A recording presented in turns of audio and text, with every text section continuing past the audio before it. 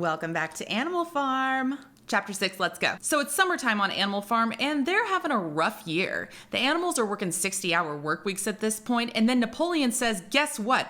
You can volunteer to work on Sundays. If you don't do it, your food is cut in half. They're also working on that windmill. The thing is, they've never done anything like this before, and nobody really knows what they're doing. So Napoleon announces that they're gonna do a trade deal with some of the human farms. This creeps the animals out a little bit. They're like, didn't we say at one time we weren't gonna have any dealings with the humans? But you know, Squealer's got this. He's like, guys, this is not a commercial trade deal. We're just doing this to get some of the essentials. Besides, can you show me where it's written down that it says we aren't ever gonna deal with the humans? And as it happens, none of the animals have any written proof. Also about this time, the pigs move into the farmhouse where Mr. and Mrs. Jones used to live. Now the animals are really disturbed by this. And isn't there something in the 7 commandments about not sleeping in beds? Wouldn't you know it, Squealer and a couple of those trusty dogs come along at that time, and Squealer's like, whoever said we weren't gonna sleep in beds? We all sleep in beds. You sleep in a straw bed.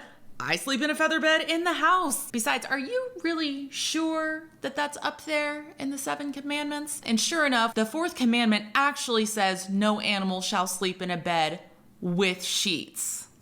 Oh. So autumn starts to roll in, and with autumn comes some severe weather, and one night there is a terrible storm. They wake up, there's all kinds of damage. There are trees down, things are broken, and worst of all, the windmill is lying in ruins. They are so devastated, and then Napoleon walks up to the windmill and he says, guys, Snowball is responsible for this. He is the one who has destroyed this windmill. Now everybody is shocked. They're like, surely, Snowball may not like us anymore, but he wouldn't resort to something like this. Well, wouldn't you know it, about that time, a couple of those trusty dogs find some little hoof prints near the fence leading away from the windmill. Indisputable proof that Napoleon is right and Snowball has sabotaged them. But Napoleon's like, guys, we're not gonna let this get us down. We're gonna rebuild.